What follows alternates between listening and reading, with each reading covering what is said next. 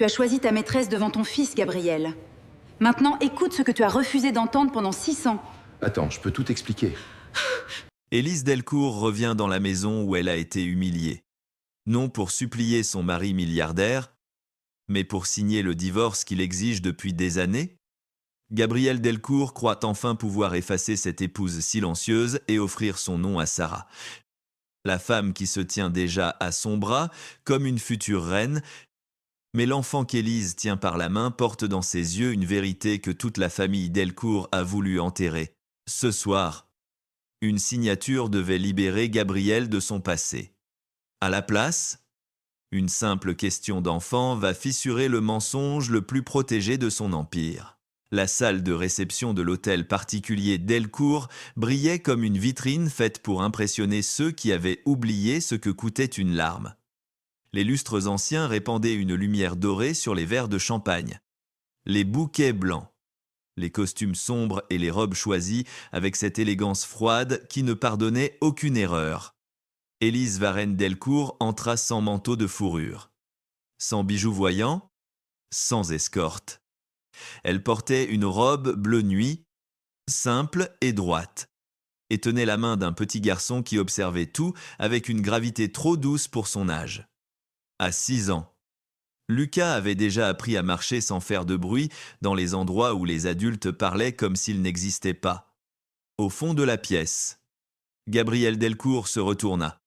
Son visage ne changea presque pas. Il avait toujours cette beauté maîtrisée des hommes qui savaient faire taire une salle sans élever la voix, mais ses doigts se crispèrent légèrement autour de son verre lorsqu'il vit Élise. À son bras.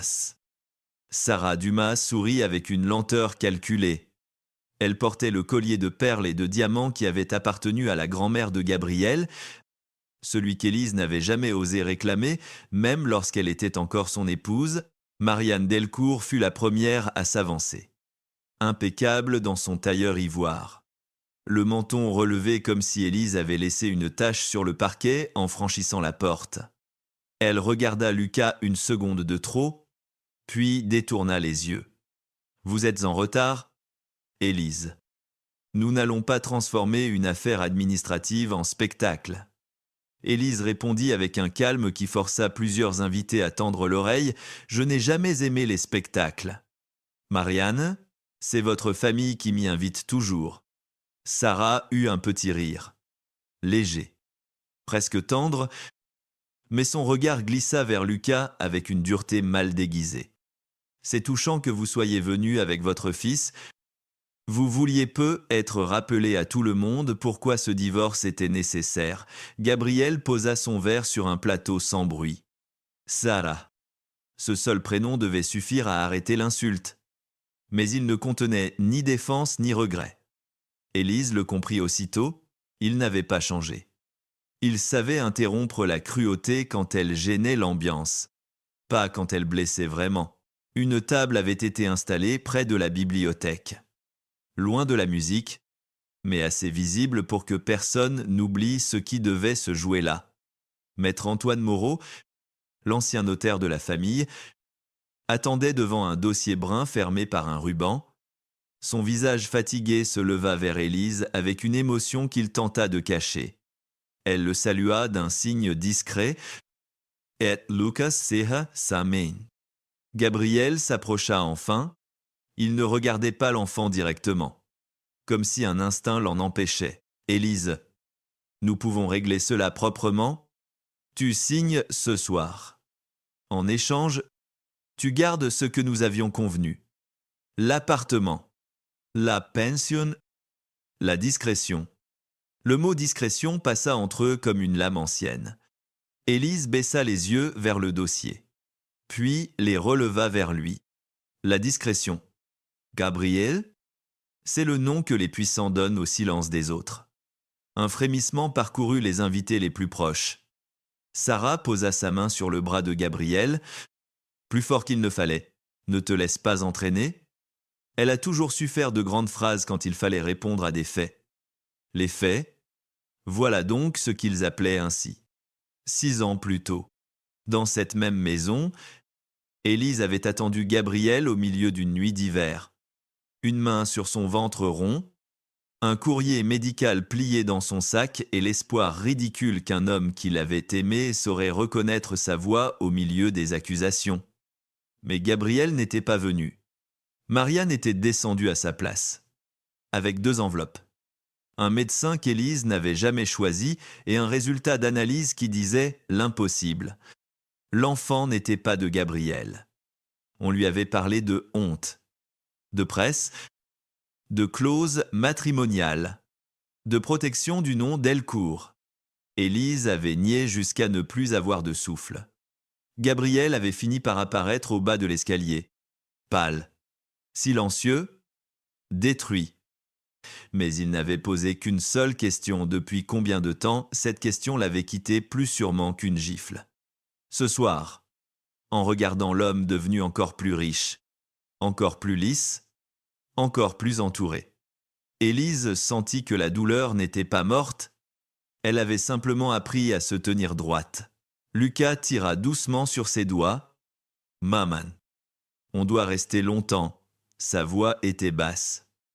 Mais Gabriel l'entendit. Quelque chose passa sur son visage. Un trouble trop rapide pour devenir une émotion. Élise se pencha vers son fils et murmura, pas plus que nécessaire, « Mon cœur. » Sarah, elle, ne perdit pas l'occasion. Il est fatigué. Ce petit. Les soirées comme celle-ci ne sont pas faites pour les enfants. Lucas la regarda avec sérieux. Je sais me tenir. Quelques invités sourirent malgré eux. Sarah rougit à peine. Marianne, eut sèche, tout se tourna vers Élise. Justement, un enfant devrait être protégé de certaines vérités. Signe et rentre chez toi. Élise entendit le chez toi comme autrefois. Cette maison avait été la sienne pendant 3 ans, mais jamais dans la bouche de Marianne. Elle lâcha la main de Lucas juste le temps de prendre le stylo que Gabriel lui tendait. Le geste était si familier que son cœur eut un mouvement stupide. Combien de contrats Gabriel avait-il signé devant elle? Combien de fois avait-elle admiré la précision de sa main sans deviner qu'un jour cette même main lui demanderait de disparaître? Maître Moreau ouvrit le dossier. Il s'agit de la dissolution définitive du mariage civil entre M. Gabriel Delcourt et Mme Élise Varenne Delcourt. Avec renonciation réciproque au droit, il s'interrompit presque imperceptiblement sur le dernier mot. Élise le remarqua. Gabriel aussi. Continuez. Maître. Dites Marianne. Le notaire inspira. Aux droits patrimoniaux, sauf dispositions antérieures non révoquées. Sarah fronça les sourcils. Quelles dispositions antérieures? Marianne répondit avant le notaire, une formule juridique sans importance. Mais Élise, elle, posa lentement le stylo sur la table. Sans importance, c'est étrange. Henri Delcourt n'employait jamais de formule sans importance. À ce nom, la température sembla changer. Henri, le grand-père de Gabriel, fondateur de l'Empire, mort quelques semaines avant la naissance de Lucas, était le seul Delcourt qui avait jamais regardé Élise sans mépris. Gabriel plissa les yeux. Pourquoi parles-tu de mon grand-père? Élise soutint son regard. Parce que lui, au moins, il savait écouter avant de condamner. Sarah fit un pas en avant, le sourire désormais plus dur. C'est pathétique. Tu vas utiliser un mort pour retarder ton divorce? Élise ne lui répondit pas. Ce silence agaça Sarah davantage qu'une insulte. Elle se tourna vers les invités. Comme si la salle entière était un tribunal dont elle connaissait déjà le verdict. Tout le monde ici sait pourquoi Gabriel a dû se séparer d'elle. Il l'a protégée par respect. Il n'a jamais étalé sa trahison. Et voilà qu'elle revient avec cet enfant. En espérant quoi? De l'argent, une place, un nom. Lucas recula d'un pas. Gabriel vit le mouvement. Ce fut presque rien.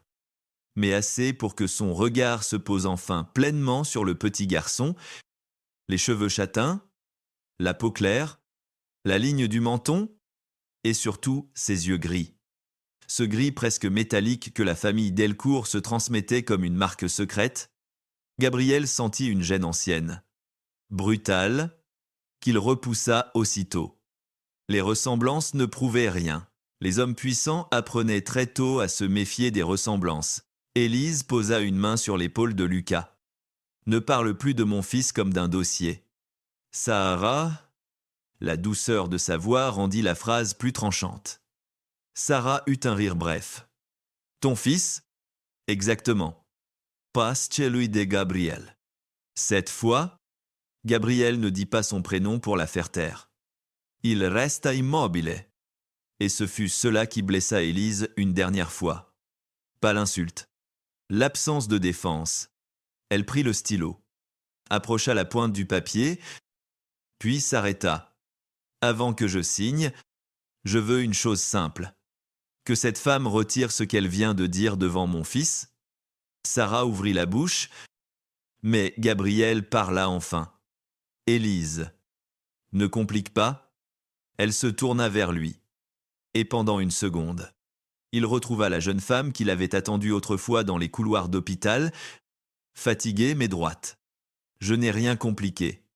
Gabriel. J'ai seulement survécu aux complications que vous avez créées. Le silence qui suivit eut le poids d'une confession, mais personne ne savait encore laquelle. Lucas, qui s'était éloigné de quelques pas pour regarder la bibliothèque, s'arrêta devant une photographie posée sur une console. On y voyait Henri Delcourt jeune, son fils Laurent, puis Gabriel adolescent.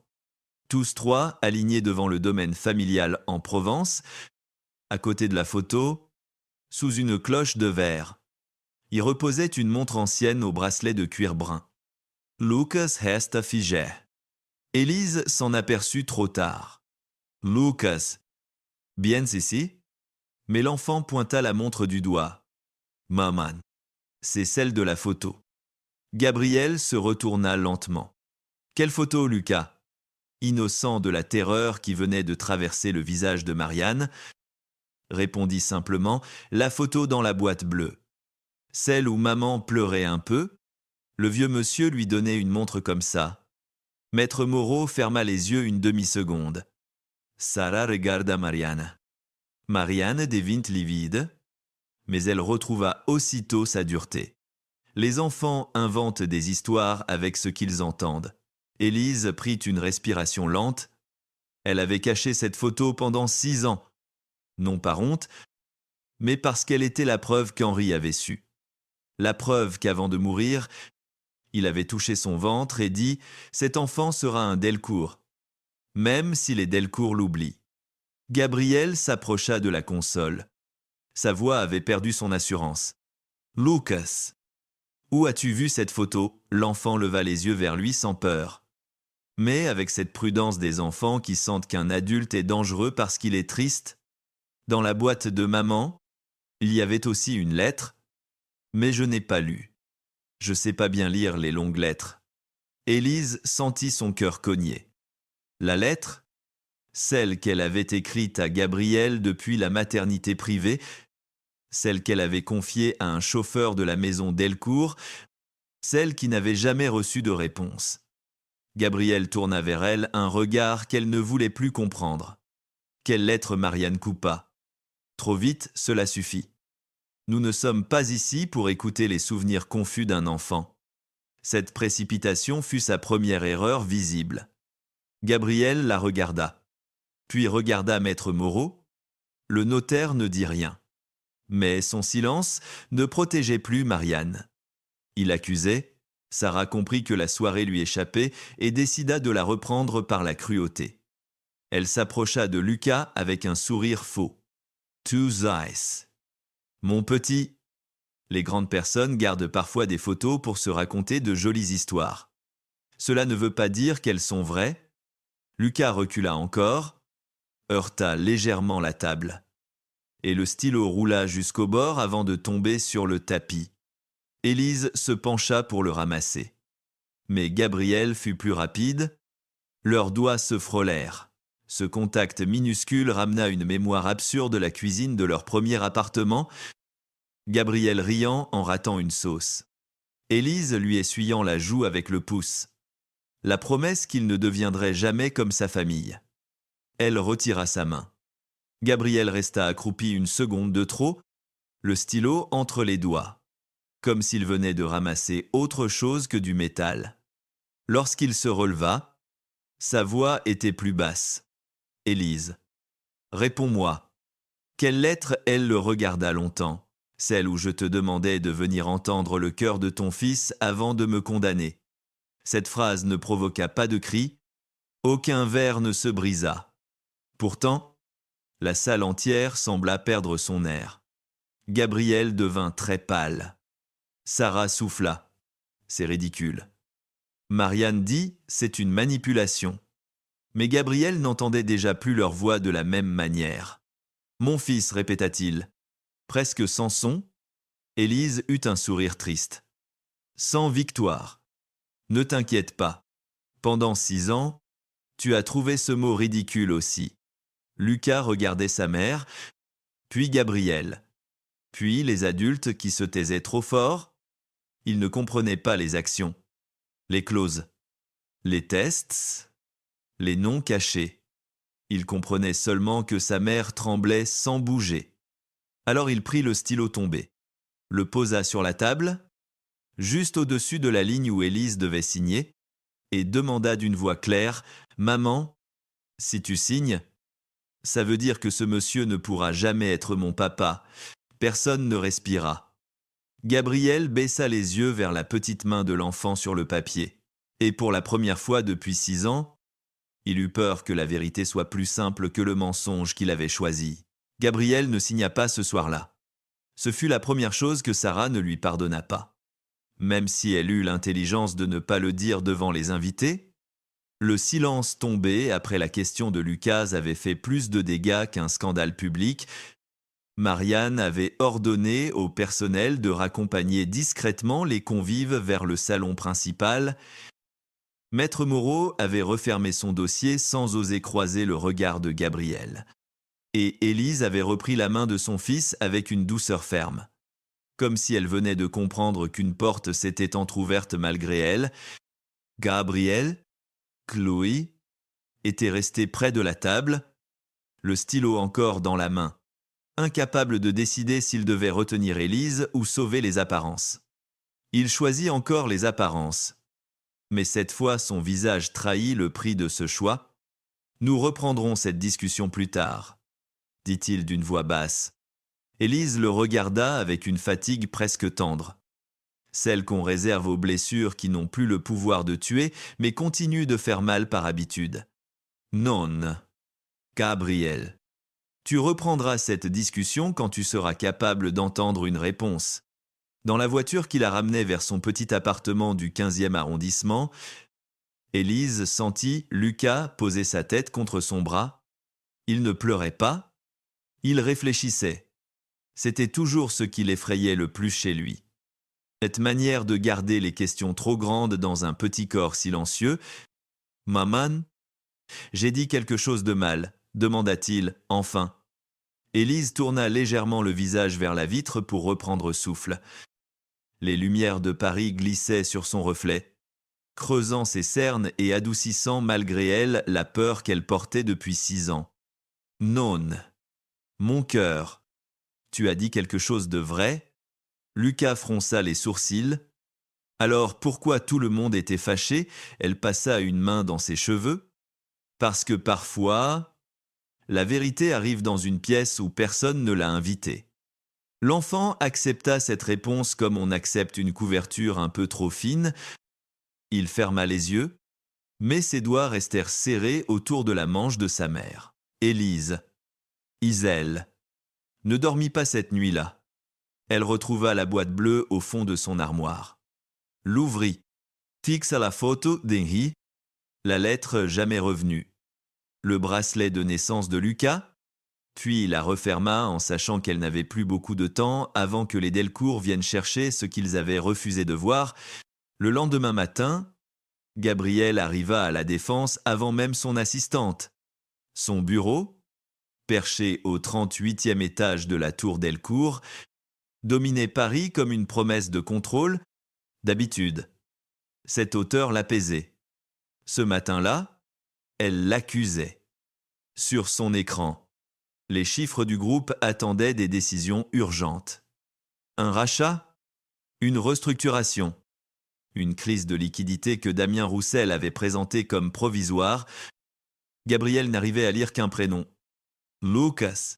Il revoyait la main de l'enfant sur le papier du divorce, la forme de ses yeux.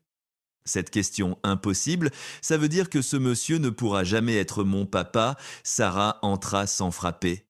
Parfumée. Impeccable. Déjà préparée à effacer la veille d'un sourire. Tu as laissé Élise transformer une signature en théâtre. C'est exactement ce qu'elle voulait. Gabriel ne leva pas les yeux. Elle n'a pas crié. Elle n'a pas menacé. Elle a seulement répondu à une question. Sarah posa son sac sur un fauteuil avec un bruit sec. Une question mise en scène par un enfant qu'elle utilise depuis toujours. Cette phrase, la veille encore, aurait trouvé en lui un endroit où s'installer. C'est matine. Elle heurta quelque chose de plus fragile. Gabriel leva enfin le visage. Ne parle pas de lui comme ça. Sarah comprit le danger. Elle adoucit aussitôt son expression, contourna le bureau et posa une main sur l'épaule de Gabriel. « Pardon, je suis nerveuse. Tu sais ce que ce mariage représente pour moi, pour nous, pour le groupe. Ta mère dit que le conseil a besoin de stabilité. Les journaux aussi. Élise sait exactement où frapper. » Gabriel retira doucement son épaule, non par rejet violent, mais par absence. Je veux revoir le dossier de 2020. Sarah se figuea. Quel dossier? Le test. Le mot resta suspendu entre eux. Sarah cligna des yeux, puis sourit comme si la demande était absurde. Gabriel, tu l'as vu? Tu l'as signé? Le médecin a confirmé. Ta mère a fait vérifier? Pourquoi rouvrir cette humiliation? Il ne répondit pas tout de suite. Derrière la baie vitrée, la ville semblait silencieuse, indifférente aux hommes qui découvraient trop tard qu'ils avaient confondu preuve et vérité, parce que je n'ai jamais entendu Élise le nier devant moi sans que quelqu'un parle à sa place, dit-il enfin. Sarah Blamit? À peine. Et maintenant, tu veux l'entendre? Gabriel prit son téléphone. Maintenant, je veux savoir. À 11h, le premier appel vint de l'école Saint-Augustin. Élise était en train de traduire un contrat médical pour une clinique privée lorsque le nom de l'établissement s'afficha sur son téléphone. Elle répondit avant la deuxième sonnerie. On lui parla d'un malaise dans la cour. De Lucas qui était tombé sans se cogner mais avait perdu connaissance quelques secondes. De l'ambulance déjà appelée par précaution. Le monde se réduisit à une chaise repoussée trop vite. Un manteau attrapé de travers. Un taxi qui n'avançait pas assez vite, boulevard Pasteur. À l'hôpital privé Montsouris, Mathis Renard l'attendait près de l'accueil pédiatrique. Blouse ouverte, visage inquiet mais maîtrisé. Il est réveillé, il a eu peur, mais ses constantes sont stables. Élise porta une main à sa bouche. Son cœur Mathis baissa la voix. On vérifie. Ce n'est peut être qu'un malaise vagal. Mais avec son historique, je préfère refaire l'écho. Elle hocha la tête. Je veux le voir. Mathis l'accompagna. Et lorsqu'elle entra dans la petite chambre, Lucas tourna la tête avec un sourire coupable. J'ai pas voulu tomber. Maman. Élise sentit ses yeux brûler. Mais elle sourit. La prochaine fois, préviens-moi avant de faire peur à tout Paris. Ce qu'Élise ignorait, c'est que Gabriel avait reçu le même appel 10 minutes plus tard. Non parce qu'il était inscrit comme père, mais parce que la fondation Delcourt finançait l'aile pédagogique de l'école et que son nom figurait dans les contacts d'urgence institutionnels. Il arriva à l'hôpital avec son chauffeur, 2 appels en attente et une panique qu'il ne savait pas nommer. Dans le couloir, il vit d'abord Mathis penché vers Élise, une main rassurante posée brièvement sur son bras, la vieille jalousie, celle que Marianne avait nourrie avec soin. se réveilla comme un animal dressé. Gabriel s'approcha. Glacé. Vous êtes toujours là quand il s'agit de mon ancienne femme? Docteur Renard. Mathis se redressa lentement. Je suis là quand il s'agit de mon patient. Élise ferma les yeux une seconde. Elle aurait voulu que Lucas dorme, que Gabriel parte. Que le couloir s'ouvre sous ses pieds plutôt que de revivre cette scène absurde. Ne commence pas ici, dit-elle à Gabriel. Il la regarda. Pourquoi ne m'as-tu pas appelé? Elle eut un rire bref. Sans joie. Parce que tu n'es sur aucun formulaire? Tu as veillé à ça? La phrase frappa plus fort qu'elle ne l'avait voulu. Gabriel entra malgré tout dans la chambre. S'arrêta au seuil comme un étranger devant une maison trop intime. Lucas était assis dans le lit, un bracelet d'hôpital autour du poignet, un livre illustré sur les genoux. En voyant Gabriel, il se redressa, ni heureux, ni hostile. Simplement curieux. « Bonjour, monsieur. » Ce monsieur fit trembler quelque chose dans Gabriel. Il aurait préféré un reproche. Il aurait préféré que l'enfant le déteste. Parce que la haine donne une forme claire à la faute. La politesse. Ituel le condamnait sans bruit. « Bonjour. »« Lucas. Comment tu te sens ?» L'enfant haussa les épaules. « Ça va ?» Maman dit que mon cœur travaille parfois trop vite. Gabriel tourna vers Élise un regard inquiet. Depuis quand elle répondit sans le ménager. Depuis sa naissance, le médecin disait que c'était surveillable. J'ai envoyé les premiers rapports à ta famille. Marianne aurait dit que c'était faux. Sarah aurait dit que c'était une manipulation. Mais Mathis, derrière eux, ajouta calmement. J'ai personnellement transmis un résumé médical à Madame Delcourt-Mère, à sa demande, quelques mois après la naissance. Gabriel se retourna vers lui. À ma mère, Mathis soutint son regard. Oui. Elle voulait savoir si l'enfant présentait des risques héréditaires. J'ai trouvé la demande étrange, puisqu'elle affirmait ne pas le reconnaître, mais elle avait l'autorisation administrative de Madame Varenne à l'époque. Élise pâlit. Je ne lui ai jamais donné cette autorisation. Un silence dur tomba. Mathis comprit qu'il venait d'ouvrir une plaie plus profonde que prévu. Alors le document était irrégulier. Gabriel sentit ses repères se déplacer. Quels risques héréditaires demanda-t-il? Mathis hésita, puis reprit son ton médical. Lucas présente une sensibilité cardiaque légère associée à un facteur sanguin rare. Rien de dramatique s'il est suivi, mais ce facteur est génétiquement cohérent avec certaines lignées familiales. Chez les Delcourt, si je me souviens bien, M. Henri Delcourt avait un groupe comparable. Gabriel ne bougea pas. Il entendit le bourdonnement des machines, le froissement d'un drap, la respiration de Lucas, puis il dit, presque trop bas Henri. Mon père et moi. Même particularité. Élise détourna les yeux. Pendant 6 ans, elle avait vécu avec ce fait comme avec une braise sous la peau. Lucas, fatigué par les voix adultes, tendit soudain la main vers le verre d'eau posé trop loin. Gabriel fut plus rapide qu'Élise. Il le lui donna, soutenant le gobelet pour qu'il ne tremble pas. Le geste était maladroit, trop prudent. Mais Lucas l'accepta. Merci. Gabriel resta debout près du lit, incapable de retirer sa main de la couverture après avoir reposé le verre. Élise vit cette hésitation et en fut plus troublée qu'elle ne voulait l'admettre. Elle avait imaginé tant de fois Gabriel face à Lucas arrogant, effroi, accusateur, indifférent.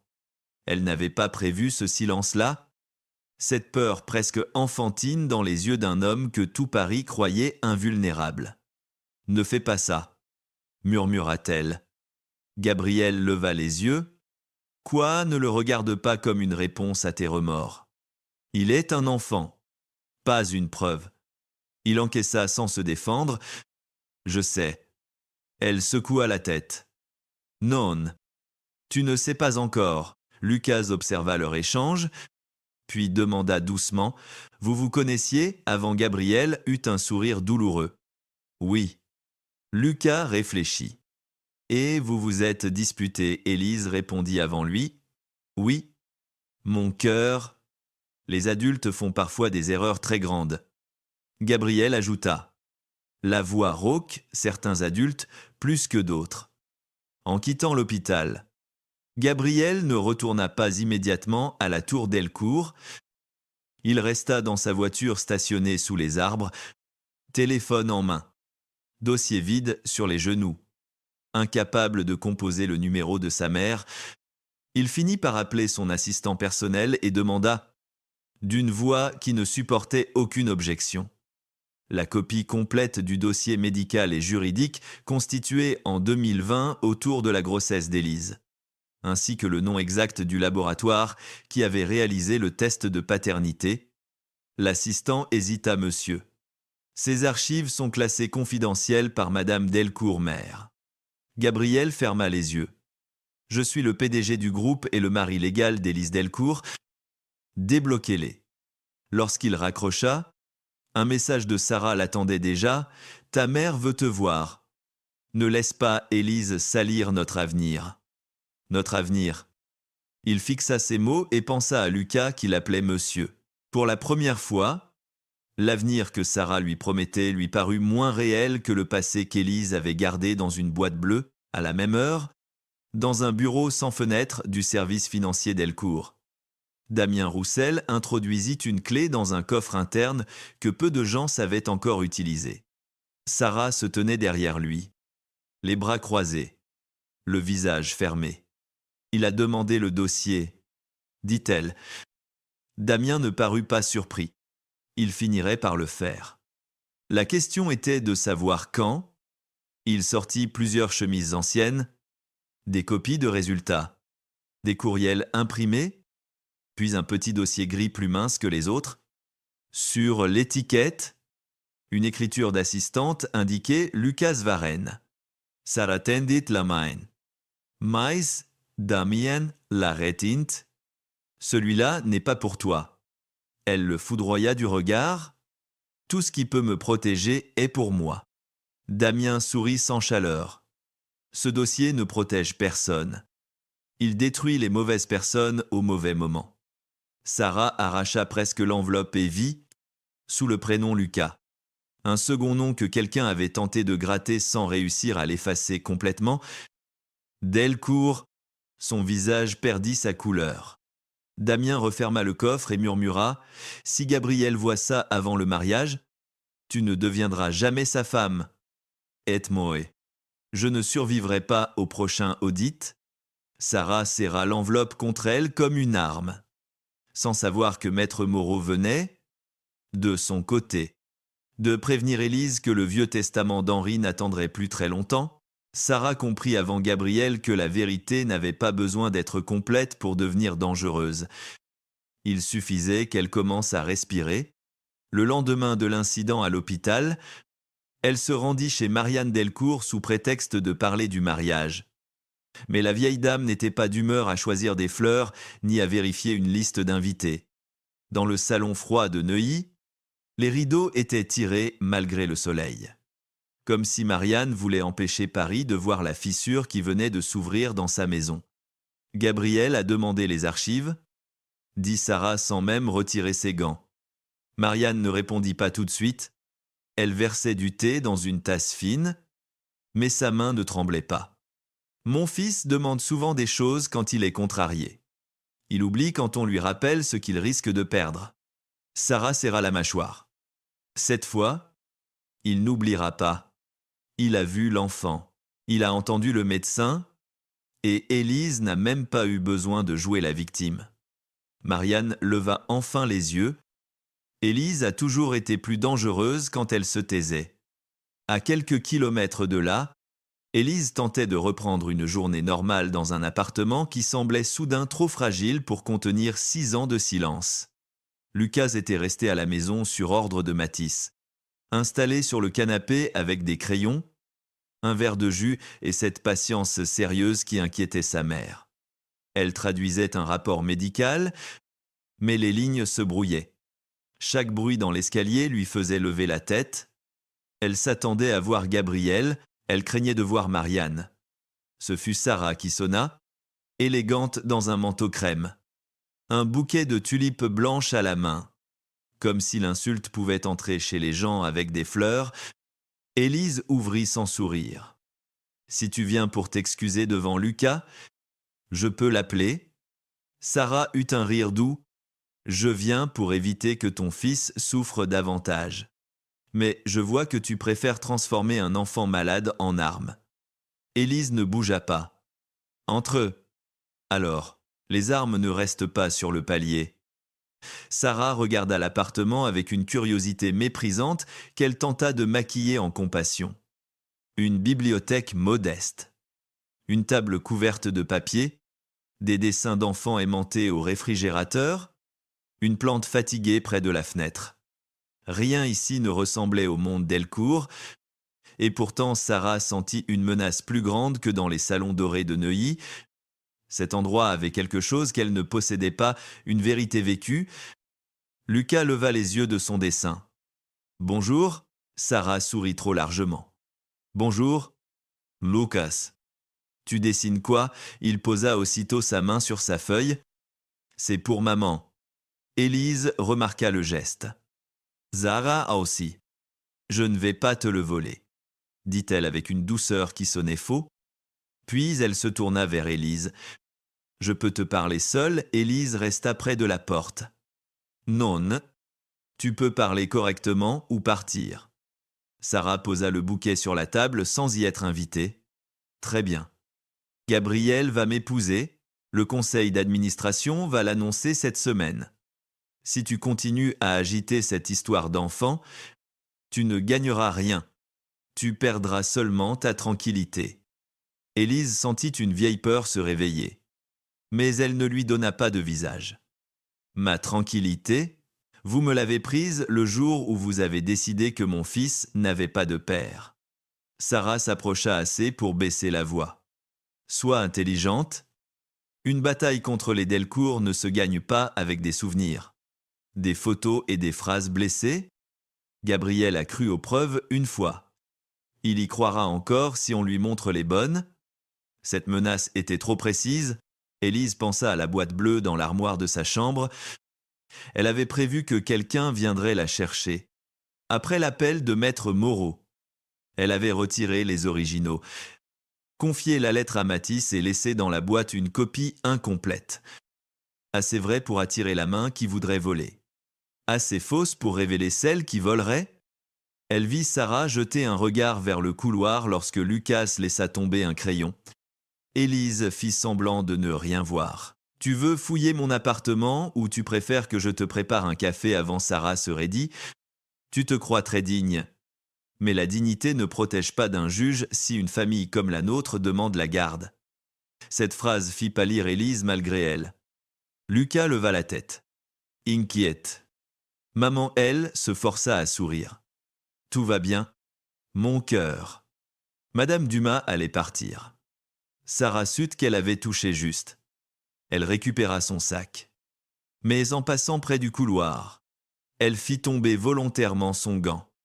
Élise resta immobile, la laissant jouer sa scène jusqu'au bout. Sarah Sebaissa disparut une seconde derrière l'angle de la chambre, ouvrit l'armoire avec une rapidité nerveuse et glissa dans son sac une enveloppe bleue laissée bien en évidence. Lorsqu'elle revint, elle portait le même sourire poli. Réfléchis, Élise. Les enfants souffrent quand leur mère confond vérité et vengeance. Élise ouvrit la porte. Et ils souffrent encore plus quand les adultes confondent mariage et mensonge. Sarah sortit sans répondre. « Quando la porte se referma ?» Lucas demanda.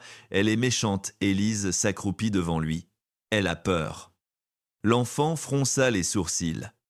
Alors pourquoi elle fait peur aux autres? Élise posa son front contre le sien. Parce que certaines grandes personnes ne savent pas faire autrement. Gabriel, Louis, découvrait la peur sous une autre forme, celle des archives incomplètes. Dans son bureau, 3 chemises anciennes avaient été déposées sans explication. Le test de paternité de 2020 y figurait. Assigné. Tamponné. Officiel. Non compatible.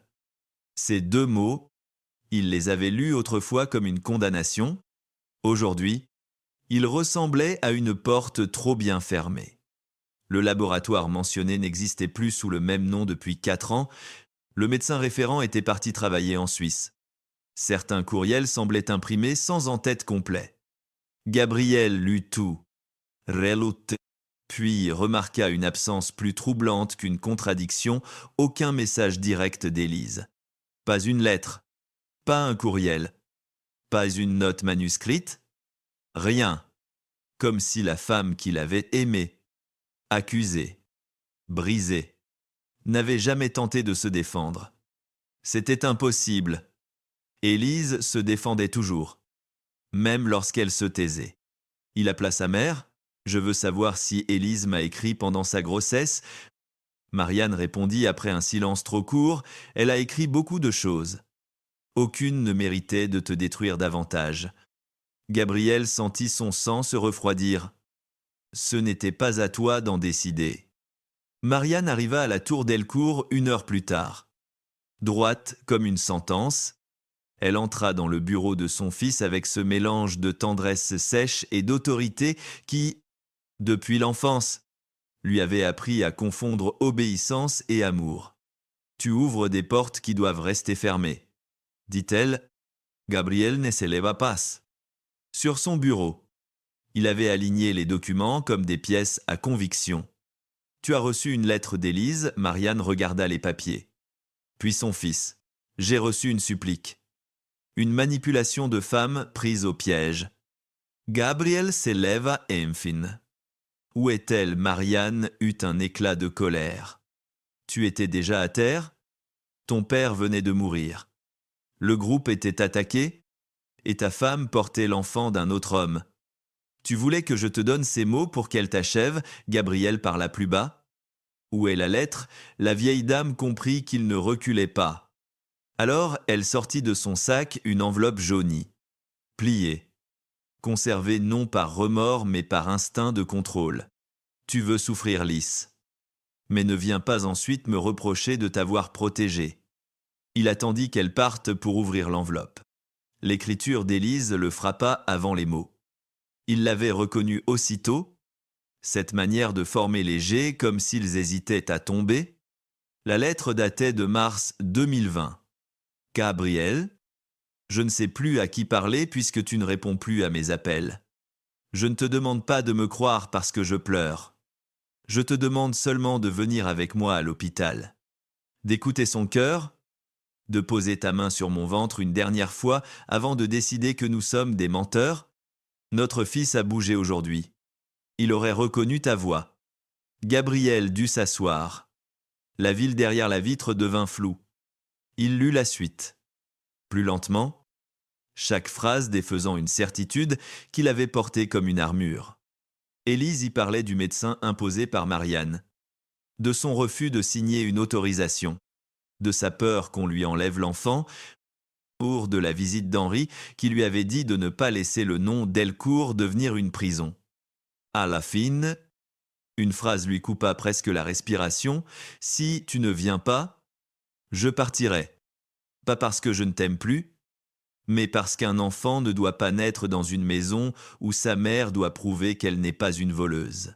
Il ne pleura pas comme on pleure dans les films. Il resta immobile. La lettre ouverte sur ses genoux, une main sur la bouche, les yeux secs et brûlants. Le souvenir revint sans pitié Marianne, lui disant qu'Élise refusait de le voir.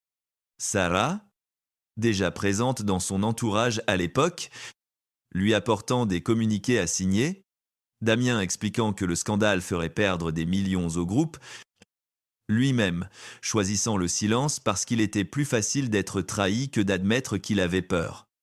Gabriel comprit alors une chose pire que l'erreur, il avait participé à son propre aveuglement. Il prit son téléphone et appela Élise. Elle ne répondit pas. Il envoya un message « J'ai lu ta lettre. Je dois te voir. » Quelques minutes plus tard, La réponse arriva. Courtet. Sans colère visible. Tu devais venir il y a 6 ans. Gabriel. Aujourd'hui. Lucas Dort. Il fixa l'écran longtemps, puis il écrivit « Je ne te demande pas de me pardonner, je te demande la vérité. » Cette fois, il n'y eut aucune réponse. Pendant que Gabriel lisait enfin ce qu'on lui avait volé, Sarah ouvrait l'enveloppe bleue dans sa voiture, stationnée à 2 rues de l'appartement d'Élise. Elle y trouva une copie de photo montrant Henri Delcourt assis près d'Élise enceinte, une note mentionnant Maître Moreau, et un extrait de document où l'on distinguait les mots « enfant à naître » et « droits successoraux ». Son cœur accéléra. Elle n'en comprenait pas tout le sens. Mais elle en comprenait assez. Lucas n'était pas seulement une menace sentimentale. Il pouvait devenir une menace juridique. Elle appela Damien. Elle a un document lié au testament. À l'autre bout, il jura intracesdens. Ce n'est pas possible. Moreau devait garder sa scellée. Sarah ferma les yeux. Alors faisons en sorte que personne n'écoute Moreau. Damien répondit après un silence, il y a plus urgent. Le conseil doute de la stabilité de Gabriel. Si tu annonces ta grossesse avant qu'Élise parle, tu redeviens l'avenir officiel. Sarah posa une main sur son ventre plat, sans la moindre hésitation morale. Très bien. Prépare les médecins, les dates et ce qu'il faut. Demain, je serai la mère du prochain héritier Delcourt. Le soir même, Élise reçut un appel de Matisse. Sa voix, d'ordinaire calme, était tendue. Sarah a fait diffuser quelque chose. Regarde les informations économiques. Élise alluma son ordinateur. Sur l'écran, un bandeau annonçait les fiançailles prochaines de Gabriel Delcourt et Sarah Dumas. Accompagné d'une phrase qui lui glaça le sang, le couple attendrait également un enfant, futur héritier de l'empire familial. Lucas, endormi dans la chambre voisine, remua légèrement sans se réveiller. Élise resta debout dans la lumière bleue de l'écran, la gorge serrée, non par jalousie, mais parce qu'elle comprit que Sarah venait d'essayer d'effacer son fils une seconde fois. Son téléphone vibra. Le nom de Maître Antoine Moreau apparut. Elle décrocha sans respirer. La voix du notaire était basse, presque solennelle. « Madame Delcourt, je viens d'être informé de l'annonce. Nous ne pouvons plus attendre.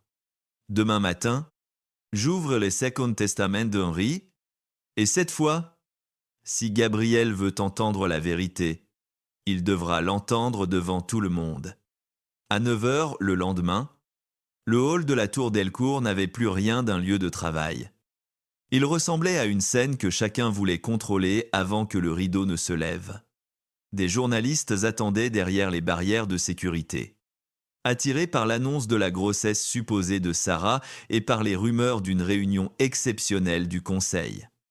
Dans les ascenseurs privés, les avocats montaient avec des dossiers serrés contre eux. Les membres du conseil échangeaient des regards prudents, et les employés parlaient à voix basse, comme si le bâtiment lui-même avait appris à écouter. Élise arriva sans robe de gala, sans mise en scène, vêtue d'un tailleur sombre et d'un manteau gris.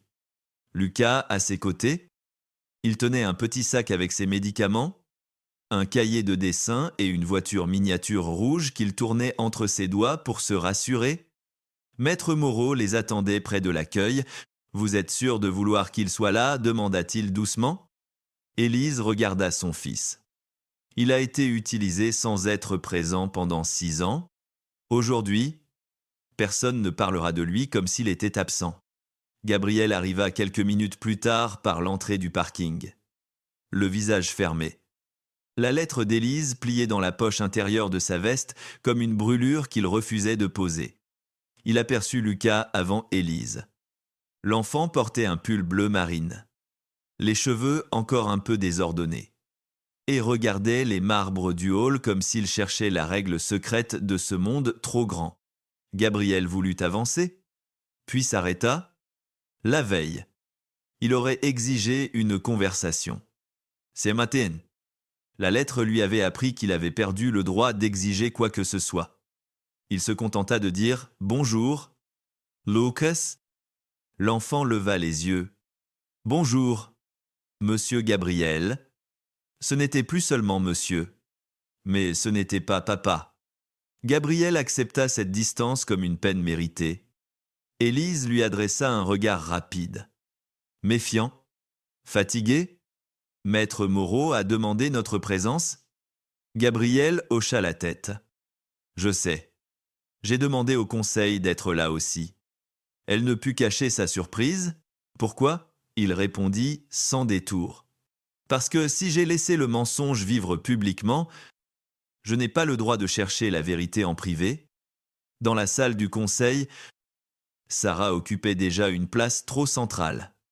Elle portait une robe ivoire sous une veste courte, une main posée de temps en temps sur son ventre avec une délicatesse étudiée. À côté d'elle, Marianne Delcourt semblait taillée dans le même marbre que la table. Damien Roussel feuilletait nerveusement des rapports financiers, évitant de regarder Gabriel. Lorsque Élise entra avec Lucas, plusieurs membres du conseil se figèrent. Sarah sourit, mais son regard trahit une seconde de panique en voyant Maître Moreau poser sur la table un dossier scellé au cachet d'Henri Delcourt. C'est une réunion du conseil, pas une garderie, lança Marianne. Élise resta debout derrière la chaise de Lucas. C'est aussi ce que vous avez dit quand vous avez voulu effacer mon fils des registres de votre famille ? Gabriel ferma les yeux une seconde. Marianne tourna vers lui un regard furieux. Mais il ne la défendit pas. Cette absence de défense, pour la première fois, ne blessa pas Élise. Elle déplaça le pouvoir d'un côté à l'autre de la pièce. Maître Moreau se leva. Sa voix n'était pas forte, mais elle avait ce poids particulier des hommes qui ont attendu trop longtemps pour dire une vérité. Conformément aux instructions laissées par M. Henri Delcourt avant son décès, je procède aujourd'hui à l'ouverture du codicille annexé à son testament principal. Sarah se pencha aussitôt vers Gabriel. « Tu ne vas pas laisser ce vieux papier ruiner notre annonce. » Il ne la regarda même pas. Moreau poursuivit. Ce document avait été placé sous condition. Il devait être révélé si un enfant issu de la lignée directe de Gabriel Delcourt était privé de reconnaissance par fraude, pression familiale ou dissimulation volontaire. Un murmure parcourut la salle. Marianne frappa la table du plat de la main. C'est une interprétation. Moreau sortit une feuille protégée dans une pochette transparente. Non, madame. C'est une phrase écrite et signée par votre beau-père. Vous étiez présente le jour où il l'a dictée, même si vous avez quitté la pièce avant la fin. Zara se redressa. Tout cela est absurde. Gabriel va avoir un enfant. Le véritable héritier est celui que je porte. Elle avait parlé trop vite. Le mot « véritable » eut un effet étrange sur Lucas, qui baissa les yeux vers sa voiture rouge. Gabriel Levitt. Ce petit geste suffit à le faire basculer. Il se tourna enfin vers Sarah. Assez. Elle pâlit. Pardon, tu ne parleras plus d'héritier devant un enfant comme si sa valeur dépendait de ton ventre. Damien Toussa. Nerveux, Moreau profita du silence pour déposer un second document. Le codicille désigne explicitement l'enfant à naître d'Élise Varenne Delcourt, que M. Henri Delcourt avait rencontré lors d'une visite privée à l'hôpital Saint-Joseph, 2 mois avant sa mort. Il précise que, si cet enfant était confirmé comme descendant biologique de Gabriel Delcourt, 34% des droits de vote familiaux seraient placés sous protection jusqu'à sa majorité. Marianne se leva brusquement, Henri était malade. Confus. Gabriel la regarda enfin avec une dureté nouvelle. Mon grand-père était le seul homme lucide dans cette famille. Élise sentit ses jambes devenir lourdes. Elle connaissait l'existence du codicille, mais entendre le nom de Lucas lié à ses droits, à cette famille qu'il avait rejetée, lui donna moins un sentiment de victoire qu'une nausée triste. Elle posa une main sur l'épaule de son fils. Lucas chuchota maman. C'est grave. Elle se pencha vers lui. C'est important? Ma estoy? Tu n'as rien à prouver. Moreau sortit alors le résultat d'un test génétique récent, commandé non par Élise, mais par Gabriel lui-même à partir des données médicales autorisées après l'hospitalisation, puis confirmé par un laboratoire indépendant avec accord judiciaire d'urgence. La compatibilité biologique entre M. Gabriel Delcourt et Lucas Varenne est de 98%. La phrase tomba sans musique, sans effet dramatique. Et pourtant, elle détruisit plus qu'un cri. Gabriel resta debout, mais son visage se vida. Il regarda Lucas. Puis Élise, puis la lettre pliée dans sa poche. 6 ans ne revinrent pas. Ils s'ouvrirent comme une dette impossible à solder. Sarah comprit qu'elle devait attaquer avant d'être ensevelie. Un test se fabrique. Élise connaît des médecins.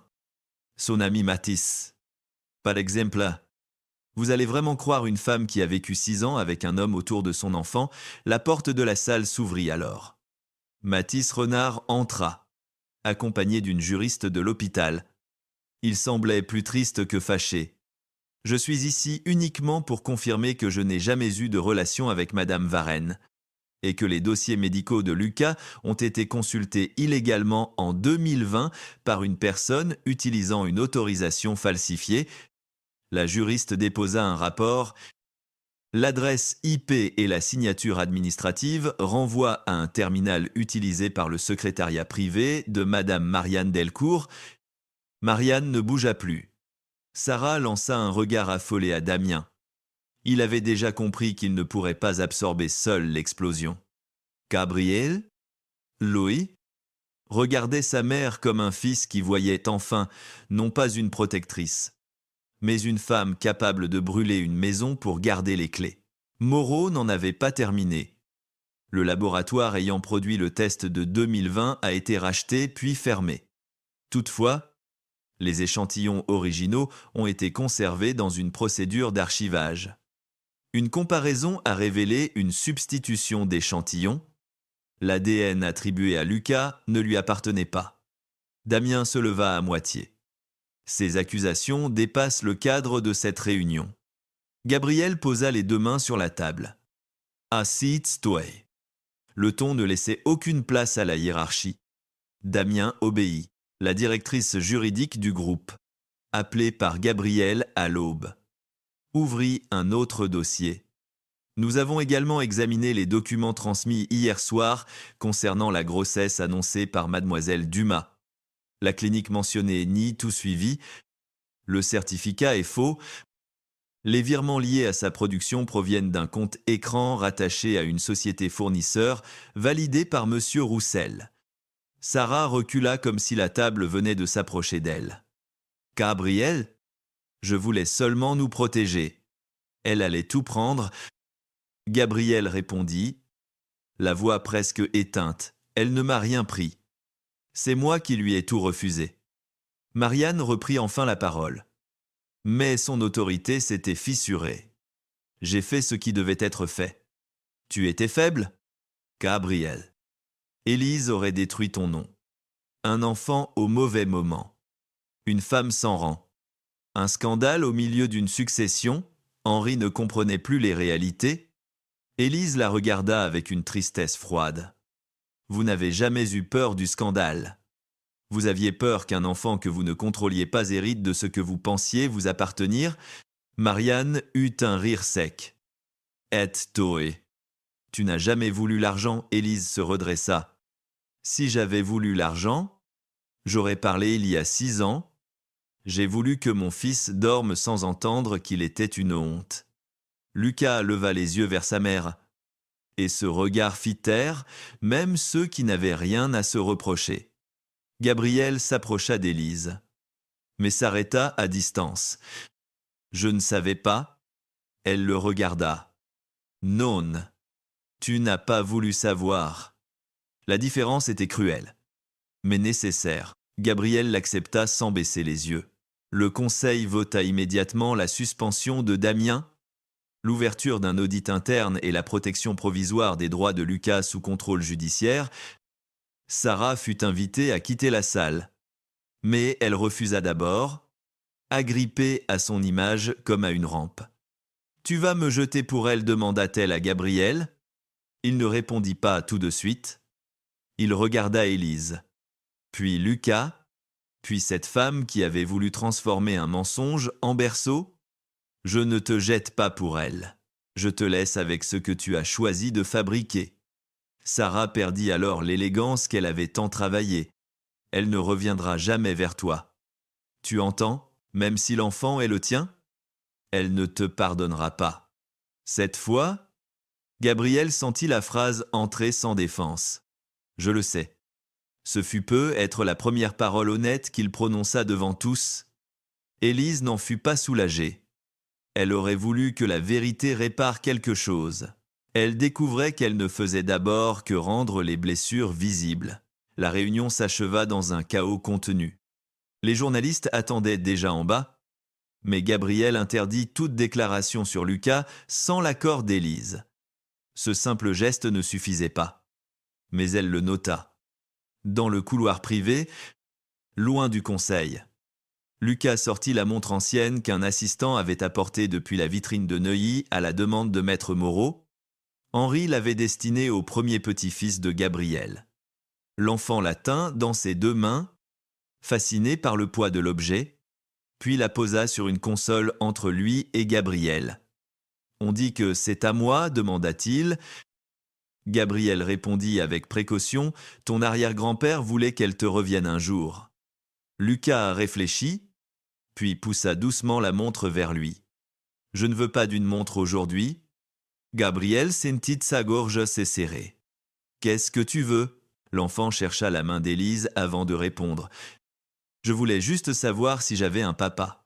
Aucun testament, aucun vote.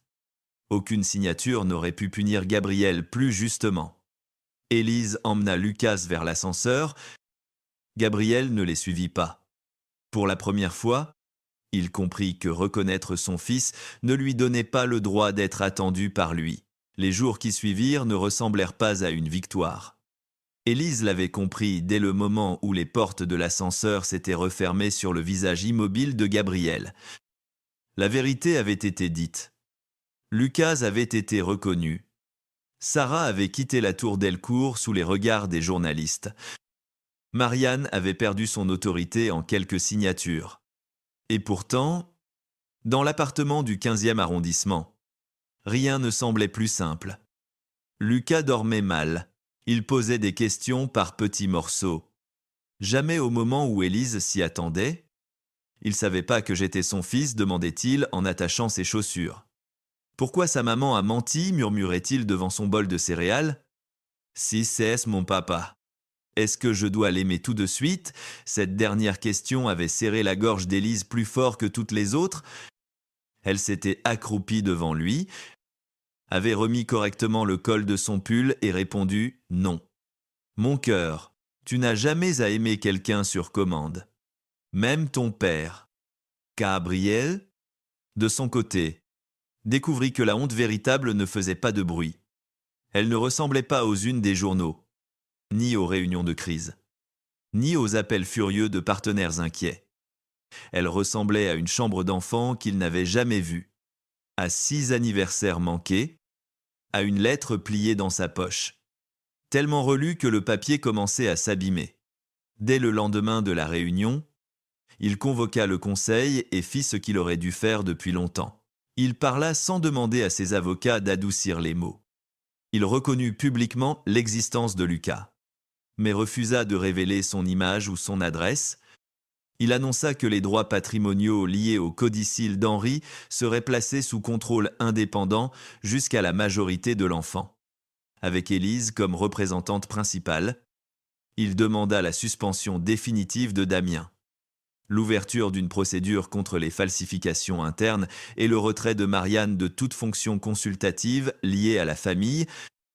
Quand un administrateur lui demanda s'il mesurait l'impact sur le nom Delcourt, Gabriel répondit simplement. Le nom Delcourt a déjà été sali. Pas par un enfant. Par ceux qui ont voulu l'effacer? Marianne ne vint pas supplier? Ce n'était pas dans sa nature. Elle fit appeler Gabriel dans la maison de Neuilly. Le reçut dans le grand salon où le portrait d'Henri dominait toujours la cheminée. Et parla comme si elle pouvait encore transformer sa faute en stratégie. Tu vas détruire ta propre mère pour une femme qui ne reviendra pas. Gabriel resta debout. Autrefois, cette pièce l'aurait rendu plus petit. Aujourd'hui, il y voyait seulement les meubles devant lesquels Élise avait dû se taire. Je ne te détruis pas. Je t'empêche de détruire quelqu'un d'autre. Marianne serra les lèvres. Je t'ai protégé. Il secoua la tête. Tu m'as appris à confondre protection et contrôle. Tu m'as laissé croire que mon fils était une honte. Tu as gardé la lettre d'Élise comme on garde une arme. Pour la première fois, Marianne détourna les yeux vers le portrait d'Henri. Ton grand-père aurait livré l'Empire à cette femme. Gabriel répondit sans colère. Non, il aurait empêché l'Empire de me voler mon enfant. Il posa ensuite sur la table les documents retirant à Marianne son accès aux décisions familiales et patrimoniales. Elle ne les signa pas ce jour-là. Mais cela n'avait plus d'importance. Le pouvoir qu'elle refusait de lâcher venait déjà de quitter ses mains. Sarah tenta une dernière fois d'exister dans l'histoire. Un message arriva sur le téléphone de Gabriel. Long, tremblant, habilement blessé. Elle parlait d'amour, de peur, de pression, de l'enfance pauvre qu'elle voulait fuir, de cette société qui ne pardonnait jamais aux femmes ambitieuses. Gabriel lutte jusqu'au bout. Non parce qu'il hésitait, mais parce qu'il voulait comprendre comment un mensonge savait encore demander de la tendresse. Il répondit par 3 lignes. Je ne confondrai plus peur et excuse. Mes avocats traiteront le reste. Ne contacte ni Élise ni Lucas. Sarah appela ensuite plusieurs journalistes. Mais les faux certificats médicaux, les virements de Damien et le rapport de l'hôpital rendirent sa version trop fragile pour survivre. Elle disparut peu à peu des salons où elle avait rêvé d'entrer définitivement. Sa punition ne fut pas spectaculaire. Elle dut vivre avec ce qu'elle redoutait le plus, redevenir une femme dont personne n'avait besoin pour ouvrir une porte. Gabriel ne demanda pas à voir Lucas immédiatement. Cette décision surprit Élise davantage que s'il avait envoyé un avocat. Il lui écrivit d'abord une lettre, courte, sans justification. Il y disait qu'il ne voulait pas s'imposer, qu'il accepterait un cadre, des horaires, la présence d'un médiateur si elle le souhaitait, et qu'il ne parlerait jamais à Lucas de droit, d'héritage ou de nom, avant qu'il soit assez grand pour comprendre. Élise relut la lettre 3 fois. Elle y chercha l'ancien Gabriel, celui qui commandait même ses excuses. Elle ne le trouva pas. Cela la troubla plus qu'elle ne l'aurait voulu. Mathis, à qui elle demanda conseil sans vraiment le demander.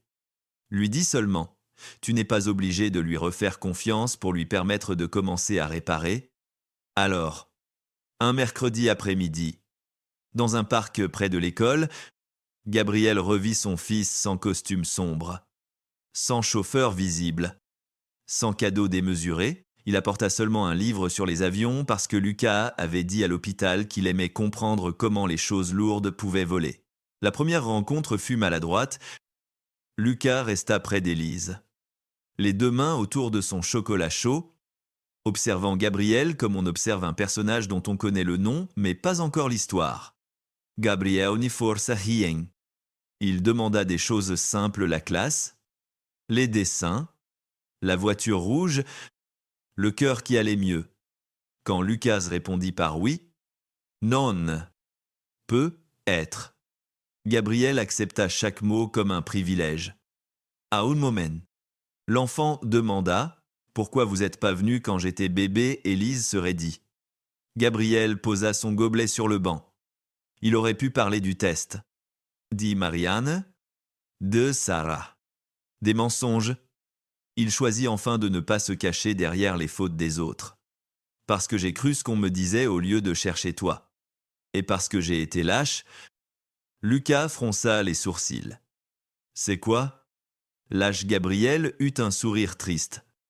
C'est quand on a peur de la vérité, alors on fait comme si elle n'existait pas. L'enfant réfléchit longtemps, puis dit maman.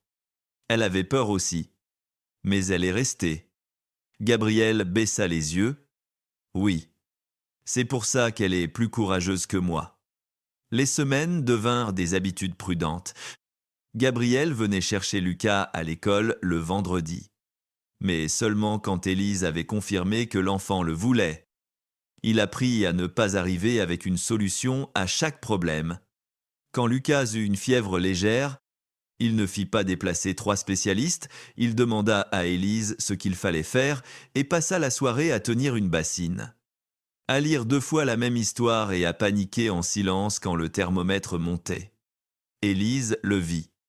Ce soir-là, assise au bord du lit de Lucas, les manches relevées, les cheveux défaits, murmurant une histoire sans savoir changer les voix des personnages. Ce n'était pas romantique au sens où Sarah aurait compris le mot.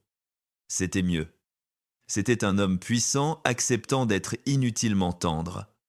Lorsque Lucas s'endormit, Gabriel sortit de la chambre et trouva Élise dans la cuisine. Les bras croisés, il ne s'approcha pas. « Merci de m'avoir appelé », dit-il. Elle répondit « Je l'ai fait pour lui ». Il hocha la tête. « Je sais. C'est déjà beaucoup ?» 1 mois plus tard, Maître Moreau organisa la signature officielle du dispositif de protection des droits de Lucas. Tout se passa dans un bureau sobre, loin des caméras. Élise signa la première, puis Gabriel, puis les représentants indépendants. La montre d'Henri resta dans son écrin, non comme un trophée, mais comme un objet en attente. Gabriel la poussa vers Élise. Garde-la jusqu'au jour où Lucas la voudra. S'il la veut, elle le regarda, surprise par ce cil.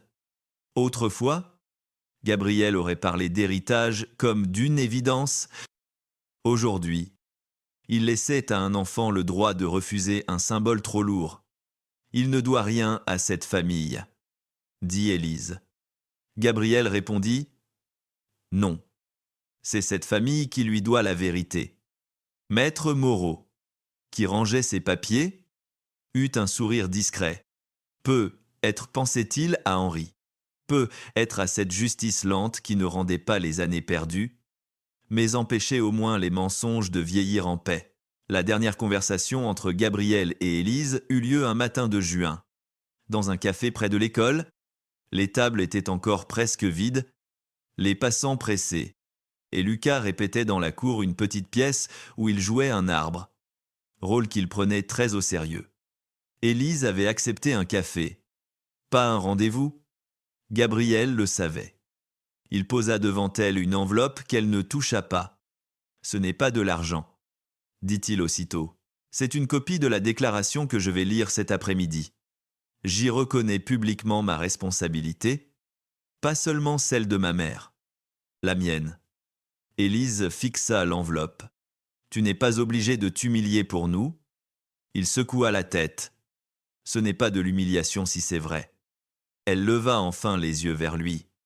Et pendant un instant, il y eut entre eux le souvenir de ce qu'ils avaient été avant la peur, avant l'épreuve, avant les portes fermées. Gabriel parla plus basse. « Je ne te demande pas de revenir là où je t'ai blessé. Je te demande seulement de me laisser construire quelque chose qui ne mentira plus. » Élise regarda par la fenêtre. Lucas était dans la cour, debout les bras écartés pour imiter un arbre solide. Tandis qu'un autre enfant tournait autour de lui en récitant son texte trop vite, elle pensa à la jeune femme enceinte qu'elle avait été, à la lettre sans réponse. Aux nuits où elle avait inventé des excuses pour expliquer l'absence d'un père qu'elle aimait encore malgré elle, elle pensa aussi à l'homme assis devant elle, qui avait perdu le droit d'être cru immédiatement, mais qui, depuis des semaines, ne demandait plus à être cru. Il venait. Il écoutait. Il attendait. C'était peu face à 6 ans. C'était énorme face à ce qu'il avait été. Je ne sais pas si je pourrais t'aimer encore, dit-elle. Gabriel ferma brièvement les yeux, comme s'il recevait une sentence juste. Je sais. Elle poursuivit. Je ne sais pas si je pourrais te pardonner complètement. Il hocha la tête. Je sais aussi. Alors Élise posa enfin sa main sur l'enveloppe, mais Lucas a commencé à sourire quand il te voit. Alors commence par ne plus jamais lui manquer. Gabriel ne répondit pas par une promesse grandiose. Il avait appris que certaines promesses servaient surtout à rassurer celui qui les prononçait. Il suivit le regard d'Élise vers la cour, où Lucas venait de l'apercevoir derrière la vitre.